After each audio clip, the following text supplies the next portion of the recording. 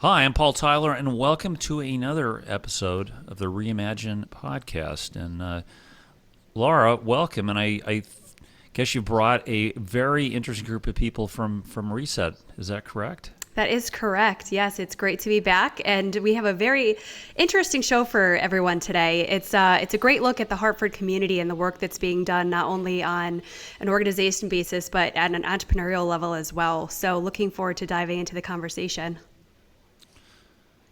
Yeah. So, Sarah, we were just talking about the last time you were on the show. We actually were all together physically in our building in Hartford, but yeah, what a journey! And I guess that would have been a year plus ago, but it feels like 3 years. So, can you just tell us a little bit about reSET and tell me, am I wrong to say reSET was Hartford's first incubator? You are right. As far as I know, that is still true. We were founded just about 12 years ago now, with really the mission to support social entrepreneurship.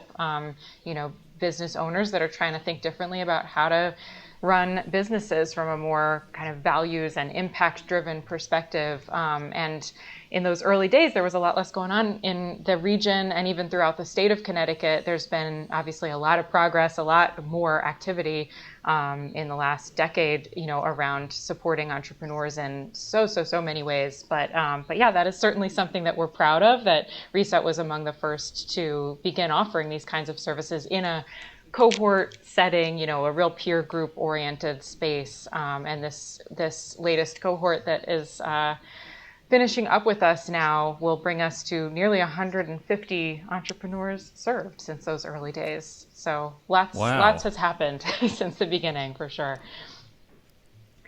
150. That is tremendous reach. And of the 150, like how many of the 150 are still in business? And I got to tell people doing any kind of startup is hard. Maybe flip the side, like wild success stories, or really positive success stories. How many companies today are still actively doing business? That is a great question, Paul. And I'm going to flip it a little bit because, as you might know, you guys work with plenty of entrepreneurs too.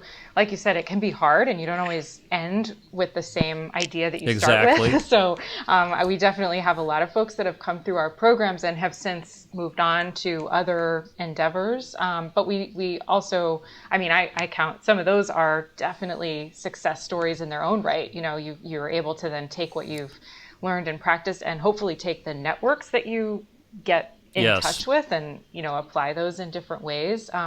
So we do have some serial entrepreneurs, but we also definitely have folks that have really taken off. And I think now that we've been around for a while, we're starting to hear even more some of those like bigger successes where alumni are taking on pretty sizable investments at this point, 5 or 6 years out of the program. So I'll give you a couple examples. Locally, we've got a company called Blue Earth Compost that really bootstrapped early on. They were knocking on doors around Hartford to just get a sense of whether people would pay for composting service. And that was, I think it's only been about 5 years for them. And now they're really, they've got a commercial truck. They're working with waste management. They're really able to advocate with the city around, bigger ecosystem level work that needs to happen. And of course, in the process have been able to access capital to fund things like a big industrial truck. It doesn't just happen, right? And I'll let Allie share some of her successes too as another alum. Allie's somebody that we certainly talk about a lot, who's been growing, and her hot chocolate is delicious. So I think the way that we look at sort of the impact that we're trying to make at reSET is in a few different ways. We're certainly looking at economic activity, and I can tell you we just did a big survey and found that our alumni companies have generated over $21 million in revenue since, and that's just the ones that are actually filling out our surveys. There are some folks that can't even share necessarily. So, we know that that's even there's probably even more than that, have generated, I think it's over $10 million in investments that have been secured by reSET companies. And just last year, we know that our companies were supporting about 340 jobs in the local region, which is also something that, of course, is really important when we're looking at the sort of impact of the work that we do. A big part of it is creating jobs, and ideally not just creating any old job, but creating jobs that have, some access to some kind of opportunity. We have a number of entrepreneurs, even in this year's cohort, who are thinking about, making sure that the jobs they're creating are accessible. For instance, one group that's really thinking about how can they potentially look to train homeless youth to give them opportunities for employment where they otherwise might have some pretty steep barriers. And that's kind of a theme that comes back around. When you think about social entrepreneurship, there's a lot of ways in. So those are just a few examples of the approaches, I guess, that our startups are taking. Well, and I think it's important to emphasize something you said, which is success is the networks you build. Just from personal standpoint, my daughter in the middle of the pandemic decided she wanted to change jobs, and she spent, I think, 2 months looking. I think she sent out like 120 resumes, 20 interviews, got a job. It was a startup. She said, "Well, what happened? What happens if the startup fails?" And I said, even if the startup fails, it's going to be a success because you're going to end up in a different position. You'll have a new network of people you can work with, and there'll be a whole new set of colleagues going forward. Well, sure enough, moved her back to the city on a Wednesday. Thursday, the startup shut down. It's like she had 3 offers within a week. Because of the network. So I think what you say is something I think you can't really underestimate. But I don't want to neglect the people you brought with us. Do you want to do the introductions to your people who've gone through your program? Sure. Yeah. Well, so Kamani here is representing Key Bookstore, and I'll let Kamani talk a little bit about that. Kamani's in this year's cohort.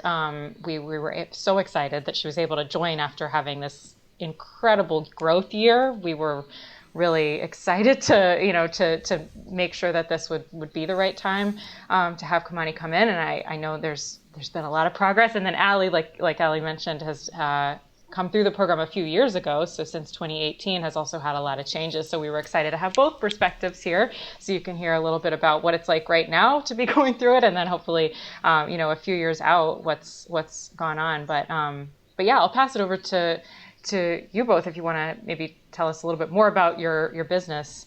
You'll do far better than I possibly could. Kamani, if you want to start us off. Sure. No, thanks for having me, guys. So my name is Kamani Harrison. I'm the creator and founder of Key Bookstore, keybookstore.com. We're an interactive online bookstore curated for Afrocentricity, spirituality, environmentalism, and entrepreneurship. But we're literally all about pushing reading as a culture and connecting people over the books. And that's really what the buzz is all about. And we're doing it using the greatest technology available. So I'm extremely excited about the response to the vision, and thankful that reSET has opened their arms and connected us to this powerful network. I mean, you really showed out by having the mayor at the intro. That was really, really cool. So okay, yeah. so Kamani, a bookstore. Okay, first there was Barnes and Noble. They knocked out all the independent bookstores. Then comes Amazon, takes out Barnes and Noble. Why do you want to start a bookstore? What makes you want to do this today? The biggest thing is that these retailers, they don't curate and they don't have any connection to the community. You go to a bookstore for knowledge resources. One of the first types of businesses people think of when they think local is they think of a local bookstore. And so if you show up at these retailers, you're not going to get a local feel for what's going on. They have no idea what's going on. And that's what we're actually doing. Then there's this big gap that the local bookstore also isn't connected to what's going on, kind of like culturally and with society. And so it's like the bridging of these two gaps. There's a lot of technology being missed out on in the local book space, but that's the community I'm a part of because my background's in environmental engineering actually, and yeah, like we collect cryptocurrency for the books and all these really cool advanced things. You pay with Cash App, Venmo, so we're like a really advanced system of the local bookstore experience. Wow. That's fascinating. I think I'm on book 22 this year, so I'll have to get some recommendations from you for sure. Definitely. What types of books do you like to read? Anything fiction. I have plenty of reality in my reality, so any kind of escape is where I go to.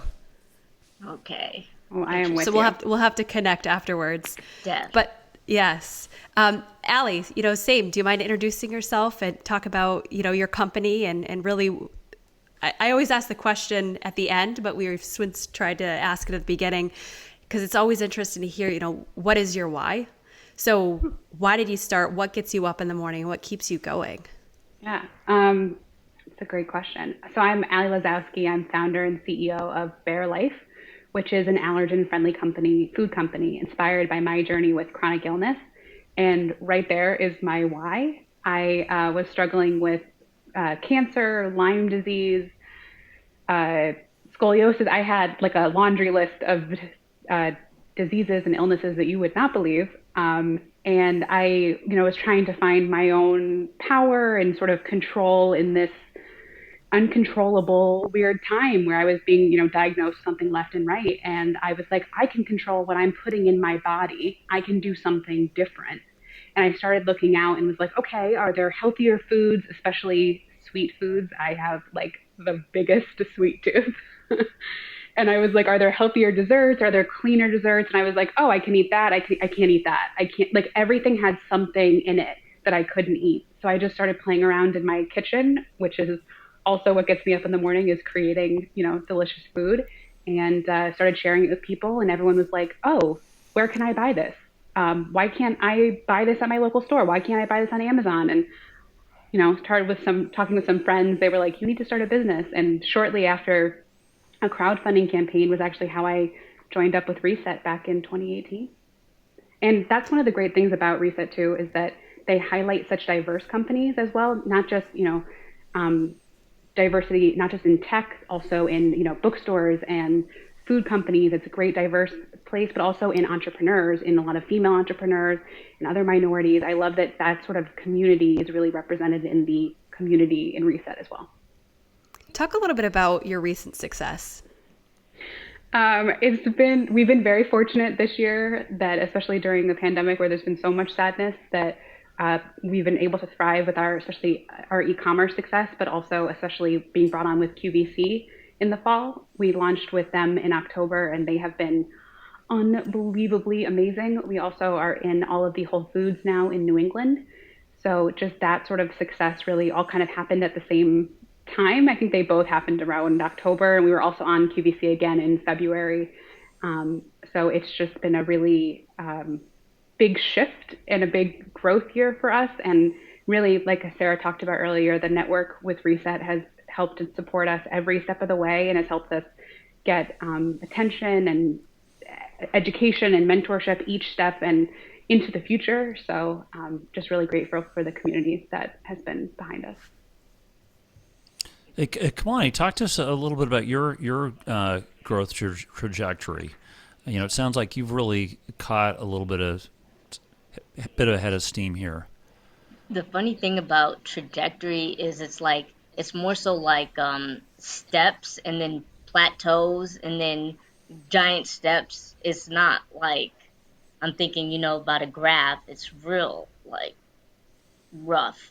But it all comes back to infrastructure. But we invest in our infrastructure and then we outgrow it.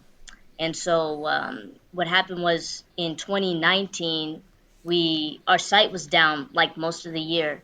And we crowdfunded for our next website. And again, we do everything possible with Black-owned businesses. So you'll see this high-quality experience coming from quote unquote minorities.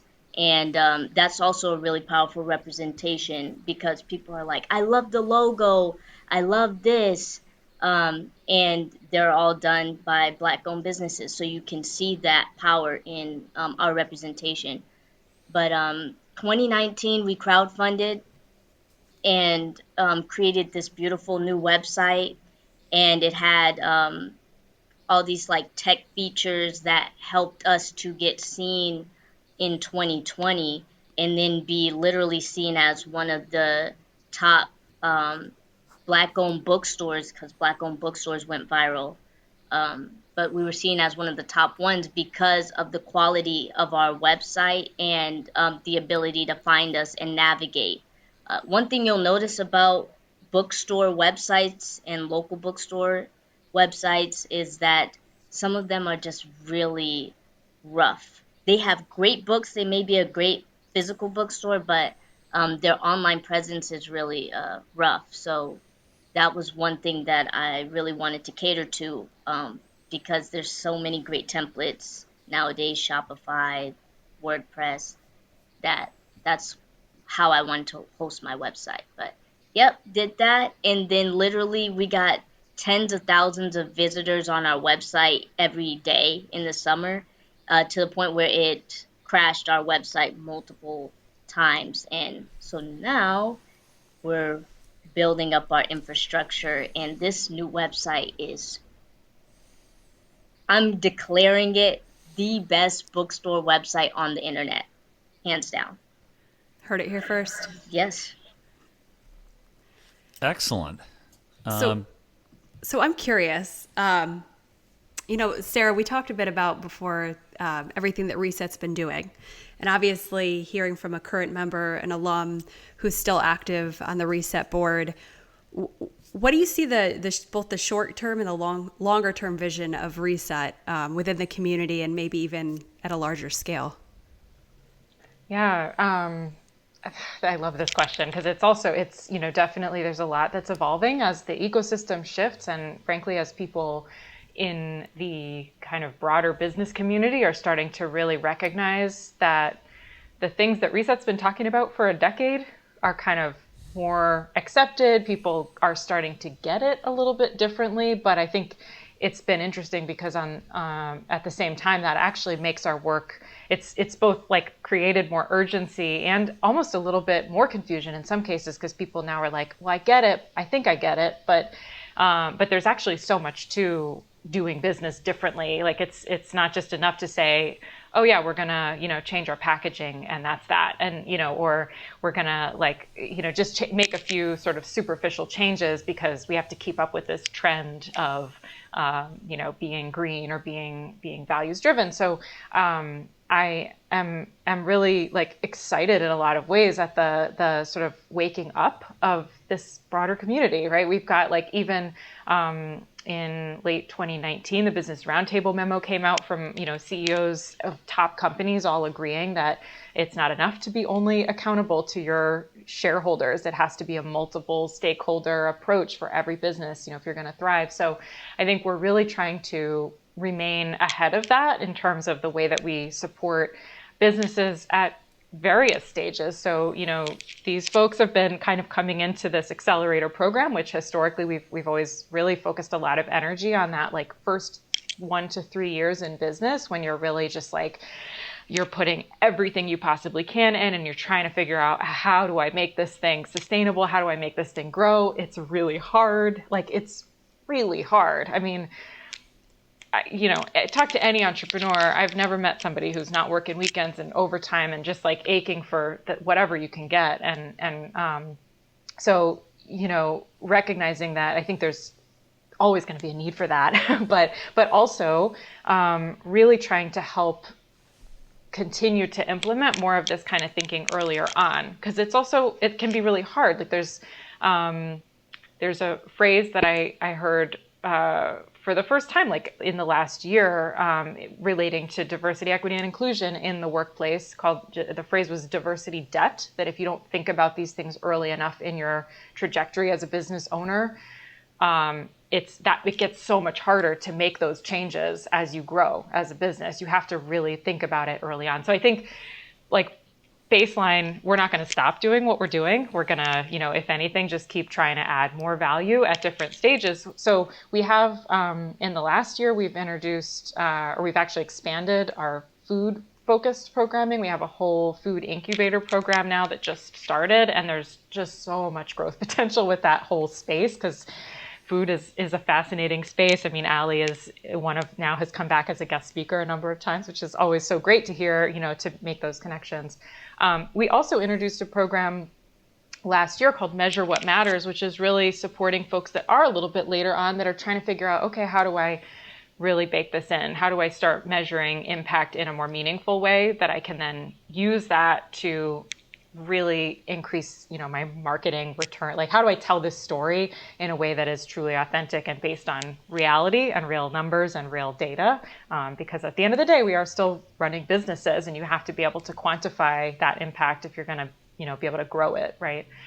And I guess in a nutshell, I feel like our work, besides the sort of the focus on the technical support for businesses, we also really recognize that there's a need to change the system. We're working in a capitalist system that was not necessarily designed with everybody's well-being in mind. It was designed on this, or at least it evolved very deeply into this perspective that shareholder value is all that matters. And so, yes, we've started to see a shift out of that, but there is so much more work that needs to happen at every level. So, I'm really optimistic and excited to kind of keep playing our part by showing up for our entrepreneurs, by advocating for better policy where we have the opportunity to do that, continuing to work with partners throughout Hartford and beyond that are really, willing to jump in and kind of work together on this. Because again, I think there's so much more interest and recognition that it needs to change, and it's going to take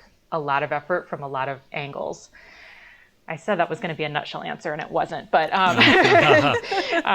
I hope you can tell. I mean, I love this work. I'm really excited by this work because I just believe that business is essential to making positive change in the world. But we all have to play our part. Oh, I love your excitement and passion. Hey, come on, just tell us a year from now. How do you measure your success? Is it a balance sheet? Is it an income statement? Is it a community impact? What's That's tough. I would say stability. Yes. I think we all crave that as entrepreneurs. All I'm asking for is stability in 2021 and after. I know that, you go through so much already in life. And so when you finally have a really good idea that only makes too much sense and you've proven that it works, everything that you need to make it work should just fall in your lap. So that's what I'm looking for after this. Excellent. And Ollie, I mean, wow, QVC, Whole Foods. I know how tough it is to get in the stores. Now, I think Whole Foods, from what I've heard, is a great company because they give the managers a lot of latitude, from what I understand, to make this thing. What's the next year? What makes a great next 12 months for your company? I really like the stability thing. I think we all do. That's always a good thing.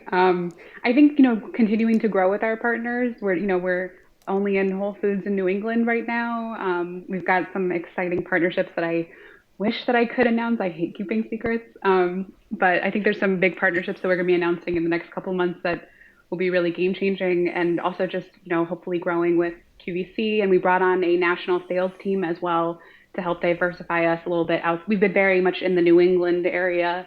So I think the next 12 months are going to see us grow a little bit more nationally, hopefully, as well, if things keep going the way they've been going. And I just want to circle back also to what Sarah was saying. I think one of the great things about reSET is that they've sort of helped the community get rid of the competition mindset that I feel like, especially when I was starting, I was very much like, I've grown up in a very competitive world and everything. That's how I was taught. I thought business is supposed to be. It's supposed to be us versus everyone else. But I think, reSET also really helped me think about it in a different way. That's why can't we all be in this together? Why can't we have a community that's helping lift all boats together, if you will?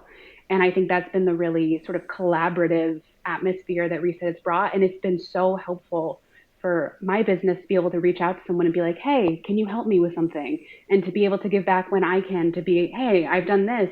I've gotten into Whole Foods. I can't give you the answers, but I can maybe help you with a couple of tips and what worked for me, because there just aren't any answers to that. But, I think that sort of collaborative, thinking about it in a different way, not thinking about it in such a competitive way, thinking about it that there's room for everyone here has just been a really great thing about reSET as well. I wanted to just dovetail onto Sarah's thing.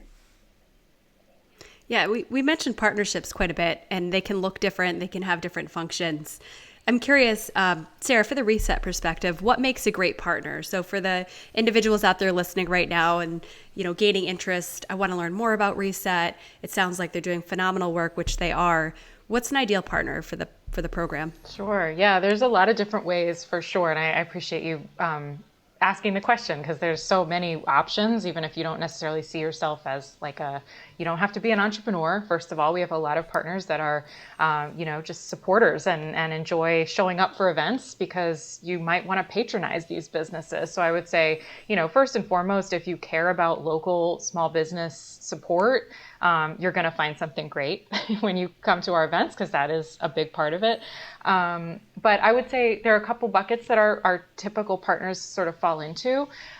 We have volunteers, which are a really essential part of how we operate these programs. So our professional volunteer network is made up a lot of individuals from, corporate jobs, some entrepreneurs also, and we're always on the lookout for more entrepreneurs. So yes, there is a place for you, but really, if you have some kind of business skill and you want to give back as a mentor, as a coach, that is a really, really key part of this program. And it's baked right into the way that we offer the program, but then we also try to make sure that network is connecting throughout the year in different ways. So for any individual, that's kind of the best entry point. We also work with a lot of different sort of organizational and industry partners. So we have corporate partners that are providing some level of funding support, usually some level of volunteer support as well. Travelers has been one of our amazing partners right here in Hartford. And, actually for the Venture Showcase next week, which I know we'll talk a little bit more about, we're getting tech support thanks to Travelers, as well as the generous financial support that they offer up.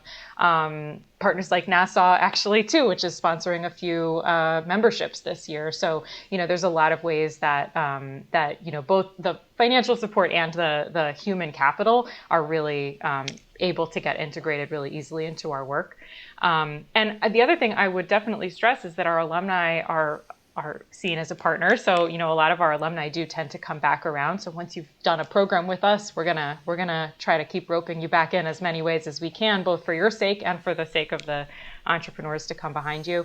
And finally, the ecosystem partners throughout the region. So I know we're a pretty tight-knit community here in Hartford as far as, all of the folks that are supporting entrepreneurs, and there are so many. But I think that's going back to, Allie's point too about the network effect. I mean, we're not trying to do everything. So we try to, any chance we get to make a referral to another partner who's supporting entrepreneurs, we are always glad to do that. So, and that would include, folks that are not necessarily just nonprofits or, state funded, but, we have consultants in our midst and folks that are just kind of looking for a way to connect with entrepreneurs. So, so that's sort of the lay of the land, I suppose, in terms of partners. And I guess I would just stress too that when it comes to that sort of like ecosystem change approach, we're always also interested in folks that are just looking to have conversations about what does change look like. We've had small working groups emerge over the years on topics like impact investing,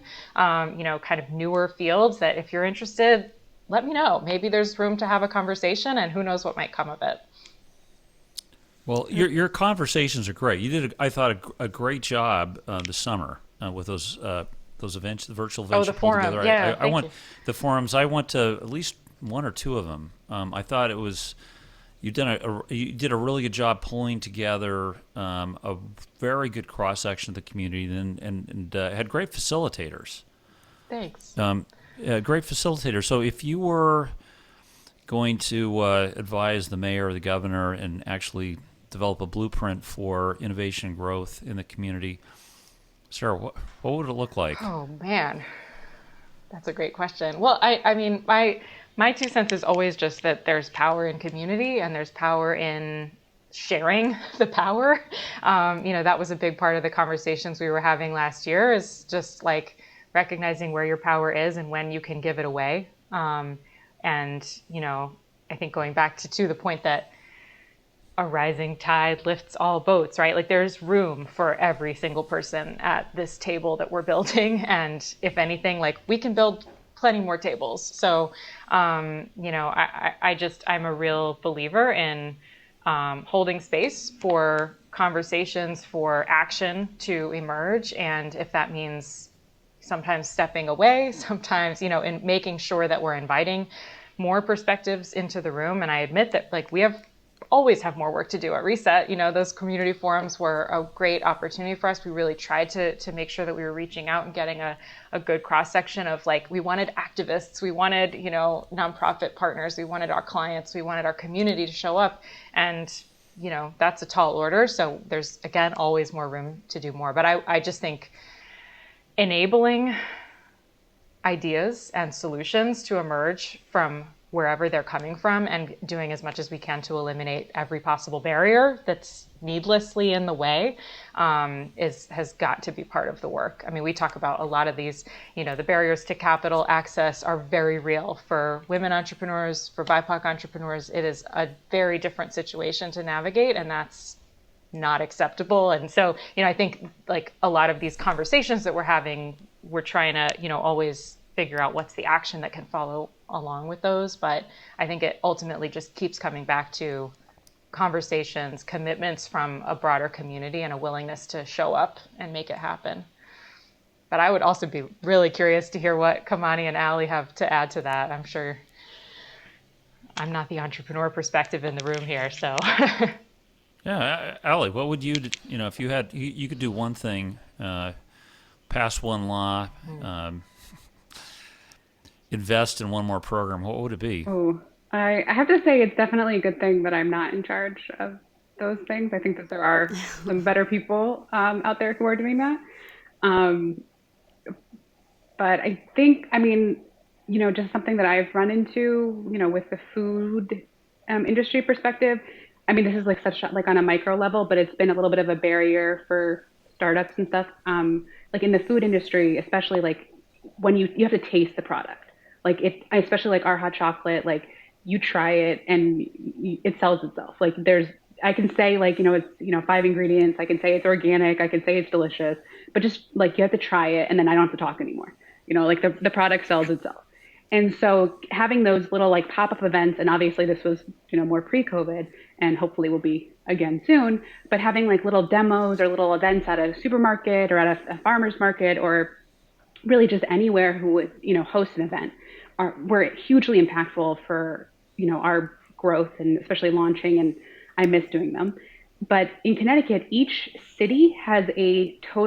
like little city has a totally different health department regulation and totally different fee for a one-day event. So for me to set up a table in like Farmington, and I'm making up these numbers because I don't remember what they were, it would be like $10. And for me to set up a table for one day in Hartford, it would be $150. The fee would swing wildly. And in most other states like Massachusetts and Rhode Island, it's a statewide fee. You don't have to go city by city. So if you were to do like an event in Farmington in the morning and Hartford in the afternoon, wouldn't have to pay multiple fees.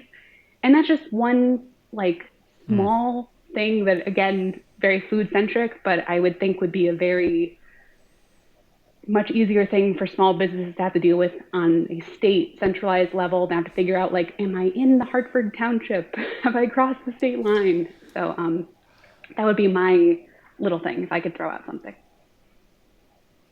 Those little things make a big difference. I don't know, Kamani, how about you? Man, I really have to think about this. Like, what have been some of the biggest hurdles and barriers for me to I just felt like after so much resistance in a certain area that I would just take my efforts elsewhere. I've been through like all the programs in Hartford. I've been through the like University of Hartford Entrepreneurial Center. I'm now using SCORE mentors and things like that. But like um, initially, there were some barriers there for getting access to some of the things that I needed.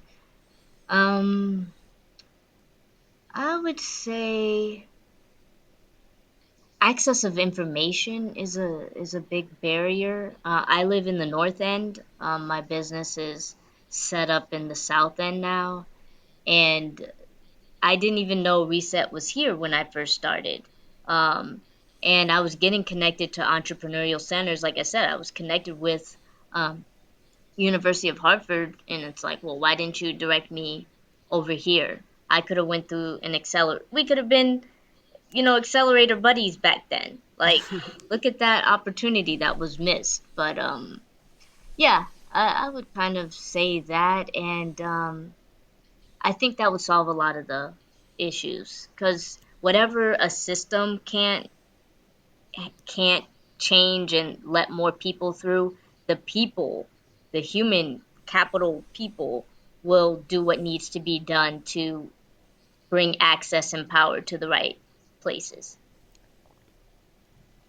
I love Excellent. that. I just can't resist because I think that's exactly why, when you talked about partnerships too, that's the direction that we're really trying to build towards. And with our food work, especially, like we've now created or established a culinary collaborative group that is 7 organizations in Hartford, and we're referring people constantly. So, like just the sheer volume of the impact that we can have when we start to do that is like, I mean, I'm so excited that now we can start counting that. We're getting more and more applications every year.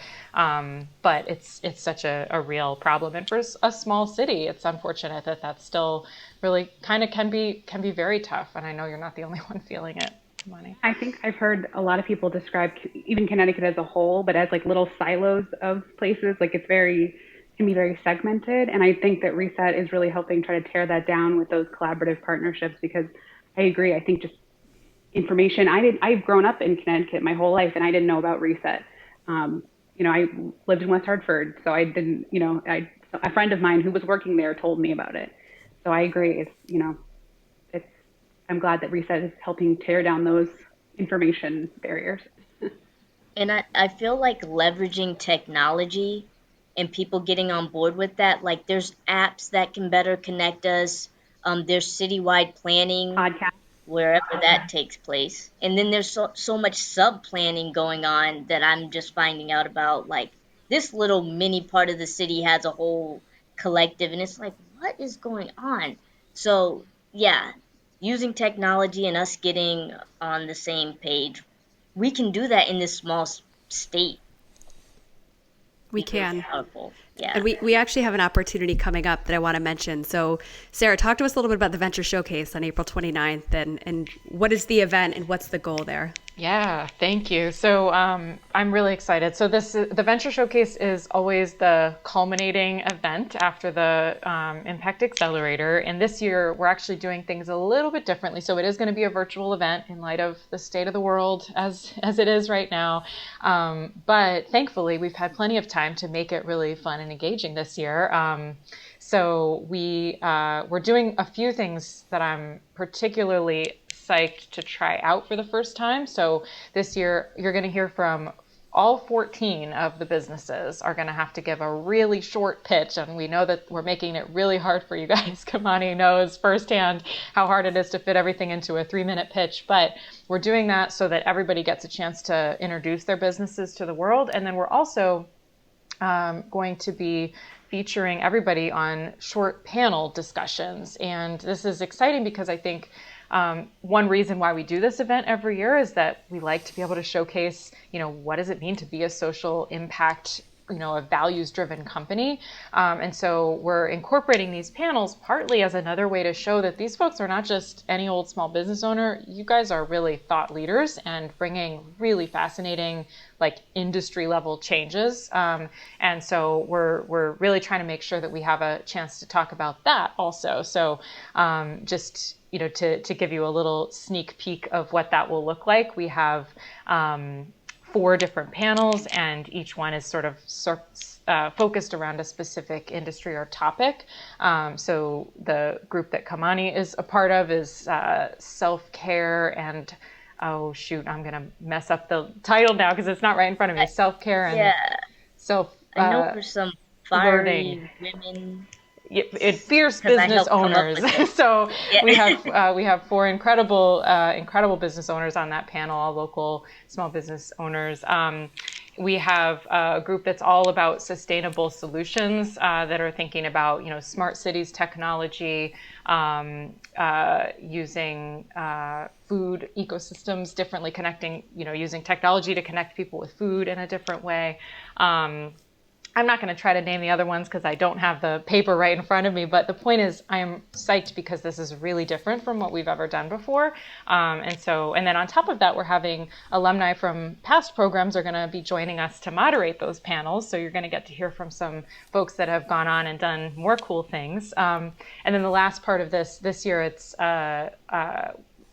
we're involving the audience in 2 key ways. One is that the audience is our seed fund. So any cash prizes that are going out the door are going to be completely raised from our audience, and reSET does not keep a penny of what is raised during the event. It's all going to go back out the door to a few select entrepreneurs, and those are also therefore chosen by the audience because it's only fair if you're the ones investing your money that you get to cast your vote. So I hope that folks will sign on. It's next Thursday night at 5:30 p.m. on Zoom, and we can make sure that the Eventbrite link is shared, but it's always a really fun event, a great chance to just really amplify the impact and amplify the network immediately. And we make sure also to do our due diligence in connecting people offline after the event so that if you see somebody that you want to connect with or that you can support as they go on to their next big thing, that we are here and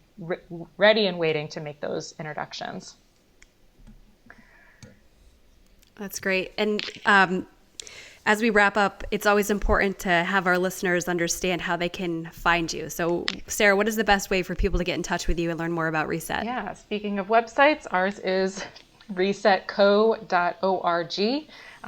Recently also did a little update on there, so you'll be able to find all the events coming up and lots of other information about all the programs that we offer. So if you are an entrepreneur or an interested volunteer, maybe you're looking for co-working space, hit us up on resetco.org. We're also, all the social media platforms are available. If you just go to the website, you'll find everything there, and you can also sign up for our newsletter. And we don't inundate you, but we do send important updates every couple weeks about goings on in and around Hartford and at reSET. Wonderful.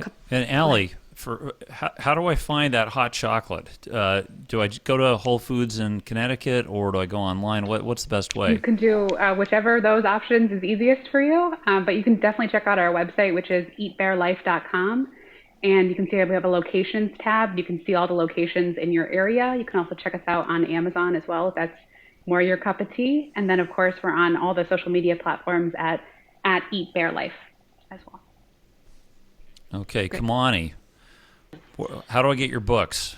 Yes, I was going to say Whole Foods and Amazon is like one and the same, isn't it? They do dovetail each other nicely. They help each other out. Yeah. Now Amazon owns Whole Foods too. Yeah. Yeah, right. But you can find Key Bookstore at keybookstore.com and also at any of our 3 remote locations at Cultured Studios in New London, Connecticut, 720 Holistic Wellness Center in Waterbury, Connecticut, and Fire and Spice Vegan Restaurant on Capitol Ave in Hartford, Connecticut. So, and then Instagram at Key Bookstore, Facebook, The Key Bookstore, Twitter at Key Bookstore, all that. Yeah. Great. That's fantastic. Thank you so much for joining us today. It's been wonderful to hear not only the reSET perspective, but a current member and an alum as well. So I know I'll be attending the Venture Showcase on April 29th. I hope everyone listening will be doing so as well. And we look forward to connecting you with these 3 individuals making change in Hartford. And we'll have all the appropriate links in the website and in the show notes as well. Hey, great. Thanks to all of you for giving us your time. Thanks for having us. Thank you. It was nice to meet you guys. Hey, thanks, Laura. And if you're listening, hey, listen, share the links. Make sure you attend the event, and let us know who else you think we should, share the. Sarah, what was the term you used? Share the knowledge. Share the Amplify. I don't know. Amplify. Yeah. Amplify the message. Right. Share the wealth. Yeah. Share the love. Right. Kind of, all work together so we can all succeed. Wonderful. So thanks so much. Thanks, Paul. Thanks, Laura.